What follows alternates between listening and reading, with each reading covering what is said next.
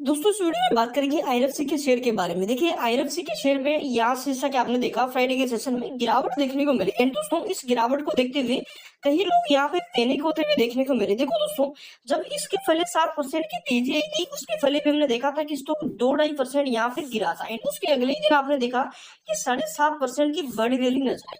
देखो अगर रिटर्न की बात कर लेना आईएफसी के सामने तो भाई आईएफसी के मामले में रिटर्न के आगे कोई नहीं है। आईएफसी का पिछला 6 महीने का रिकॉर्ड उठा के देखोगे ना तो भाई अगर 6 महीने पहले पैसा लगाया होता तो अभी के टाइम 150% तक के रिटर्न यहाँ पे बनते हुए देखने को मिलते हैं। और राउंड देखा जाए लगभग दोस्तों 1.5 गुना पैसा। तो आप समझ सकते हैं आईएफसी में जो बंदा रुका है वो पैसा बना के ही गया। यहाँ से ऐसा नहीं किया जो रुका है वो लॉस लेके गया है। अभी के टाइम डर एक ही चीज का है, भाई ऑफर्स कब आएगा। देखो कई लोगों ने कमेंट में देखी भाई ऑफर्स का क्या चक्कर है। देखो ऑफर्स कब आएगा वो भी आपका क्लियर करूंगा। इसी के साथ यहाँ से ये भी देखेंगे कि 200 का लेवल कब पार होगा एंड अगर यहाँ से अपन इलेक्शन तक के टारगेट लेकर चले कि कितना प्रॉफिट बुकिंग करनी चाहिए कौन से लेवल पे, क्या 300 जाने का संभव है यहाँ से या 300 से पहले वापस आ जाएगा। देखो ऑफर्स ऐसी स्थिति में आएगा जब यहाँ से लोगों को लगेगा कि भाई अब ये और ऊपर जाएगा। देखो ऑफर्स कंपनी कब कब मतलब ऐसी टाइम पे लेके आएगी जहां पे स्टॉक एक तो स्टेबल रहे, तेजी दिखा चुका हो एंड प्रॉफिट बुकिंग की तैयारी में रहे।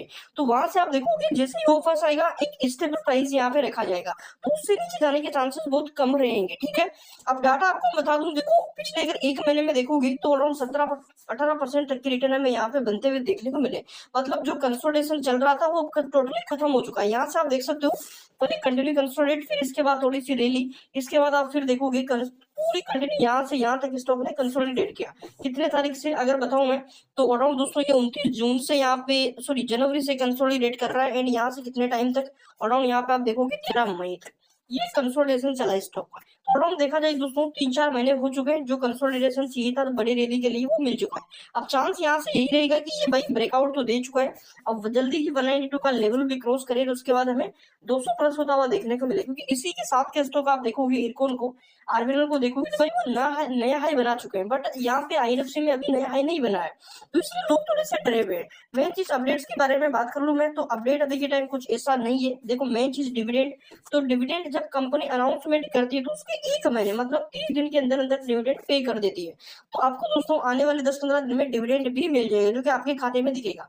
देखिए कंपनी के अंदर बहुत पोटेंशियल है, मेरे हिसाब से लॉन्ग टर्म रुकना चाहिए। अगर ऑफर्स भी आता है तो ये स्टॉक ज्यादा नहीं गिरेगा क्योंकि एफआईडीए इसको संभाल लेंगे। अगर मान के चलो पिछले 1 साल पहले आपने पैसा लगाया होता, ठीक है ना, किसी के कहने पर ही लगाया होता, चाहिए अपने खुद के कहने पे लगाया होता तो भाई अभी के टाइम आप 450% के रिटर्न के साथ अभी के टाइम बैठे होते।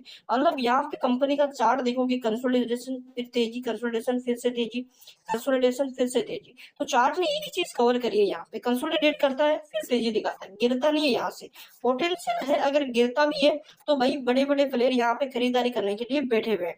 डरने की बिल्कुल बात नहीं है। देखिए अगर आप डाटा देखेंगे यहाँ से दोस्तों, देखिए मेन चीज समझो दोस्तों, अभी के टाइम अगर आप देखोगे रिजल्ट वगैरह आपने देखा, मेन चीज पी का भी कमाल है। देखो ये पी कितना जा सकता है, भाई पी जाता है सिचुएशन पे डिपेंड करता है। अगर यहाँ से दोस्तों इमोशनली लोग बाहर ही कर रहे हैं, जैसा कि मान के चलो कि 1 जून को एग्जिट पोल है, अगर सारी चीजें सही रही बीजेपी का लगा मार्केट को तो भाई उसी दिन यहाँ पे 20% का सर्किट क्रिएट कर देगा। एंड 4 जून को जैसे रिजल्ट आएगा तो रिजल्ट के 1-2 दिन बाद स्टॉक ओनली फॉर 4 जून से ले सॉरी 1 जून से लेके 4 जून के बीच ही कम से कम भाई वो स्टॉक यहाँ से 40 से 45% तक का गेन कर देगा अगर लगेगा तो। क्योंकि मार्केट पहले भागता है, जैसे मार्केट को पता लगता है फिर मार्केट थोड़ा सा एक सस्टेंस करने लग जाता है। तो यहाँ पे आप देखेंगे दोस्तों तो स्टॉक की वैल्यू बहुत ज्यादा है एंड यहाँ से फिर से हमें मूवमेंट बनता देखने को मिल रहा है एंड अगेन यहाँ से डेली स्टॉक जल्दी ही कवर करेगा। सीजीआर ग्रोथ बहुत तगड़ी है कंपनी की। यहाँ से इस साल प्रति ईयर यहाँ पे कंपनी दोस्तों 30% का डिविडेंड पे आउट करती है। इसी के साथ अगर हम क्वार्टर रिजल्ट पे नजर डालें तो रिजल्ट वगैरह आपको पता ही है, कंपनी के मार्जिन इस क्वार्टर 99% गिरे फिर भी कंपनी ने प्रॉफिट में धमाका कर दिया। अगर 100% के रहते तो प्रॉफिट अराउंड 1800 करोड़ प्लस का दिखता। एंड सबसे बड़ी चीज अभी टाइम आप कहेंगे कि भाई यहाँ पे अगर आप देखोगे तो शेयर होल्डिंग डाटा में एफआईडीआई की तो होल्डिंग बहुत कम है, आप ये कहेंगे। बिल्कुल देखो ये कम नहीं है दोस्तों। यहाँ से अगर आप देखोगे ना रिटेल खुद माल सेल नहीं करता, रिटेल खुद यहाँ पे बहुत कम बेचता है। अगर रिटेल बेचता है तो बड़े प्लेयर खरीद लेता है।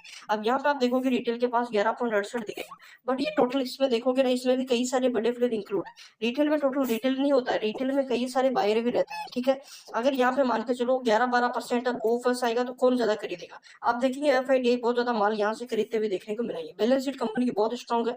अब देखो देखो मेन चीज रीजन तो रीजन हर क्वार्टर कंपनी का इंक्रीज हो रहा है। कंपनी का जो भाई टोटल बताऊं ना फंडामेंटल, तो फंडामेंटली कंपनी बहुत स्ट्रॉन्ग है। कंपनी का बिजनेस भी लॉन्ग टर्म बेसिस पे देखे तो बहुत मतलब पूरा ग्रोथफुल है यहाँ पे। अब देखो सबसे बड़ी चीज समझो कि यहाँ पे देखिए मेन चीज बजट। बजट देखो अगर बीजेपी आती है ना तो बजट की पहले वॉलिटिलिटी रह सकती है, एंड बजट के बाद तो सर्किट लगना पूरा तय रहेगा, ठीक है। तो अभी के टाइम थोड़ा सा आप समझो मेन चीज की आपको पहले की भी किया जाएगा, ठीक है ना। एंड कल आपने देखा कल यहाँ पे ये गिरावट में था, बट गिरावट में वॉल्यूम बहुत कम थी। तो आप समझ लो अगर गिरावट में वॉल्यूम कम आ रही है, जैसे मान के चलो 5% भाग रहा है, वॉल्यूम आ रही है 10 करोड़, एंड जैसे गिर रहा है वॉल्यूम आ रही है यहाँ से 4-5 करोड़, तो आप समझ जाओ कि सेलर बहुत कम है। बायर जब उठता है तो बायर हमें आते हुए देखने को मिलते हैं, एंड बढ़िया रैली ये दिखा। क्योंकि कल के लिए अगर आप देखोगे दोस्तों तो दोनों ही यहाँ पे नेगेटिव थे, इरकॉन भी यहाँ पे गिरावट में देखने को मिल रहा था। तो यहाँ पे किसी भी स्टॉक में तेजी नहीं है। अगर अकेला यहाँ पे आपका आईआरएफसी गिरता तो फिर आप क्वेश्चन खड़ा करते कि भाई ये क्यों गिरा, बट पूरे शेयर गिरे। अब यहाँ पे आप समझो दोस्तों कि देखिए साथ का साथ एक बड़ी रैली आती है, उसके अगले दिन हम देखते हैं कि प्रॉफिट बुकिंग भी आती है। अब यहाँ पे आप देखो जैसे तेजी प्रॉफिट बुकिंग आ गया, फिर एक दिन से यहाँ पे भागा, फिर यहाँ पे प्रॉफिट बुकिंग। अब चांस रहेगा कि कल यहाँ पे फिर से ब्लास्ट कर देगा। मंडे को यहाँ पे चीजें सही रही तो धमाका ये कर देगा। अब यहाँ पे आप देखेंगे, देखो ये जो ग्रीन कैंडल है ये बाइंग की यहाँ पे, ठीक है ना, इसके जस्ट सेलिंग की आती है। तो यहाँ पे आप देखो बाई की कैंडल बहुत बड़ी है, सेलिंग कैंडल बहुत कम है। टोटली जो कंसोलिडेशन जोन था खत्म हो चुका। अब चांस है कि भाई जल्दी ही यहाँ पे बड़ा धमाका कर दे, एंड जो आपके यहाँ पे ये कैंडल है ना इसको ये ब्रेक कर दे, और देखा जाए यहाँ से स्टॉक हमें एक बढ़िया लेवल से निकलता हुआ देखने को मिले। अभी जैसे ही ब्रेक होगा यहाँ से आप देखोगे फिर ऊपर रेजिस्टेंस करेगा, इसके ऊपर ही रहेगा। तो एक बढ़िया अपॉर्चुनिटी रहेगी लॉन्ग टर्म शॉर्ट टर्म दोनों के लिए, क्योंकि टारगेट स्टॉक बहुत बड़े हैं। चैनल पे नए हो सब्सक्राइब